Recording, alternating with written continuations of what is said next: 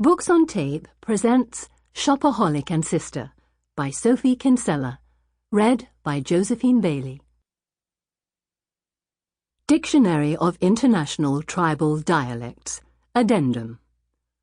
The following terms were mistakenly omitted from the main dictionary. Nami Nami Tribe of New Guinea, page 67. Fra, elder tribesman, patriarch. Mopi, mo-pi, a small ladle for serving rice or meal. Shup, shop, to exchange goods for money or beads, a concept unknown by the tribe until a visit in 2002 by British tourist Rebecca Brandon, formerly Bloomwood. Royal Cairo Institute of Archaeology, 31 El Sherifin Street, Cairo. Mrs. Rebecca Brandon, care of Nile Hilton Hotel, Tahrir Square, Cairo. January 15, 2003. Dear Mrs. Brandon, I am glad you are enjoying your honeymoon in Cairo. I was pleased to hear that you feel a bond with the Egyptian people, and agree it is quite possible that you have Egyptian blood in you. I also welcome your interest in the museum's jewellery display. However, further to your inquiry, the sweet little ring you refer to is not for sale. It once belonged to Queen Sobek Nefu of the 12th dynasty, and I can assure you, would be missed. I hope you enjoy the rest of your stay. Yours sincerely, Khaled Samir, Director. Breitling Shipping Company, Tower House, Canary Wharf, London East 14, 5HG. Fax for Mrs. Rebecca Brandon, care of Four Seasons Hotel, Sydney, Australia. From Denise O'Connor, Customer Service Coordinator. 6th of February, 2003. Dear Mrs. Brandon, we are sorry to inform you that your Bondi Beach carved sand mermaid has disintegrated during shipping. We would remind you that we made no guarantees as to its safety and advised you against the shipping process. Yours sincerely, Denise O'Connor, Customer Service Coordinator. Alaskan Trails and Adventures, Inc., P.O. Box 80034, Chugiak, Alaska, 99567. Fax for Mrs. Rebecca Brandon, care of White Bear Lodge, Chugiak. From Dave Crocodile, Alaskan Trails and Adventures, February 16, 2003. Dear Rebecca, thank you for your inquiry. I would strongly advise you against attempting to ship to Britain 6 husky dogs and a sleigh. I agree that husky dogs are wonderful animals, and am interested in your idea that they could be the answer to pollution in cities. However, I think it unlikely the authorities would allow them on the streets of London, even if you did customize the sleigh with wheels and add a number plate. I hope you are still enjoying your honeymoon. Kind regards, Dave Crocodile, Trail Manager. Chapter 1. Okay, I can do this, no problem. It's simply a matter of letting my higher self take over, achieving enlightenment, and becoming a radiant being of white light. Easy peasy. Surreptitiously, I adjust myself on my yoga mat so I'm facing the sun directly and push down the spaghetti straps of my top. I don't see why you can't reach ultimate bliss consciousness and get an even tan at the same time.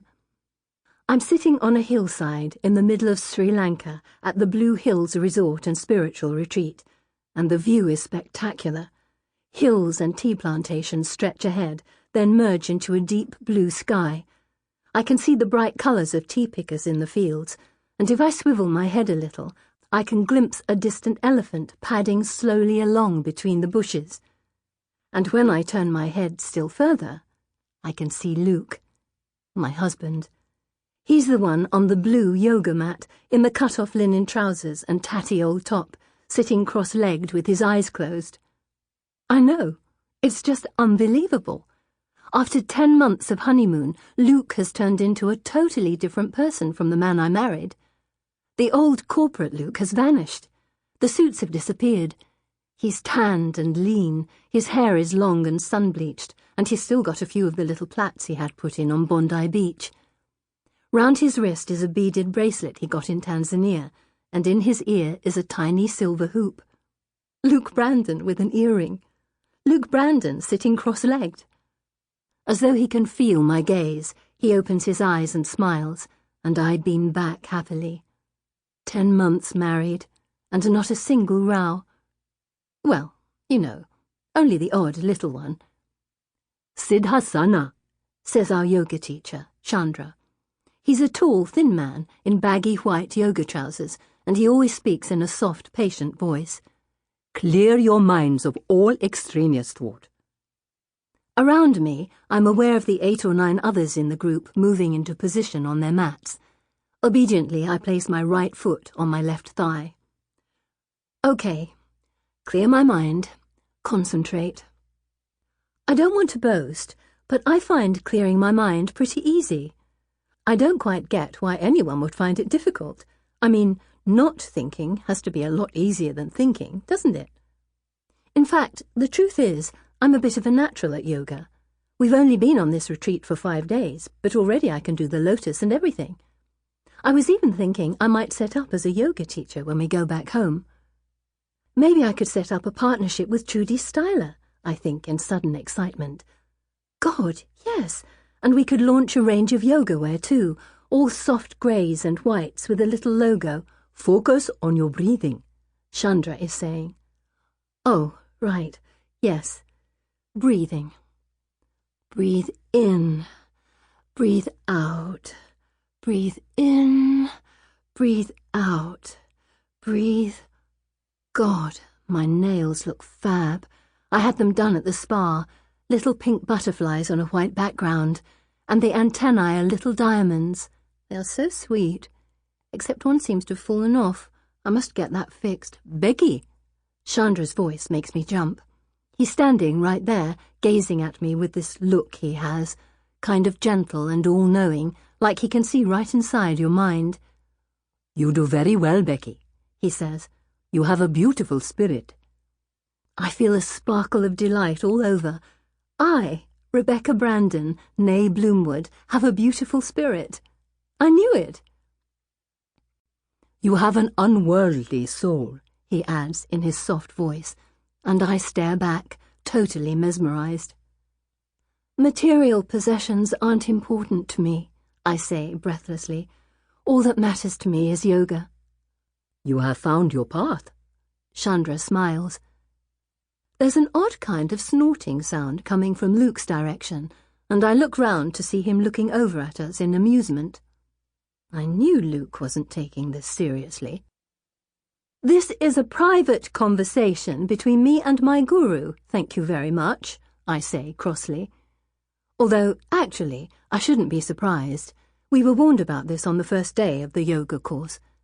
Apparently, when one partner finds higher spiritual enlightenment, the other partner can react with skepticism and even jealousy. Soon you will be walking on the hot coals. Chandra gestures with a smile to the nearby pit of smouldering ashy coals, and a nervous laugh goes round the group. This evening, Chandra and some of his top yoga students are going to demonstrate walking on the coals for the rest of us. This is what we're all supposed to be aiming for. Apparently, you attain a state of bliss so great you can't actually feel the coals burning your feet. You're totally pain-free. What I'm secretly hoping is that it'll work when I wear 6-inch stilettos, too. Chandra adjusts my arms and moves on, and I close my eyes, letting the sun warm my face. Sitting here on this hillside in the middle of nowhere, I feel so pure and calm. It's not just Luke who's changed over the last 10 months. I have too. I've grown up. My priorities have altered. In fact, I'm a different person. I mean, look at me now, doing yoga at a spiritual retreat. My old friends probably wouldn't even recognize me. At Chandra's instruction, we all move into the Vajrasana pose. From where I am, I can just see an elderly Sri Lankan man carrying 2 old carpet bags approaching Chandra. They have a brief conversation, during which Chandra keeps shaking his head.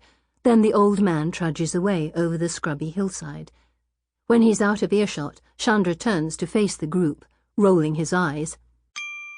Sample complete. Ready to continue?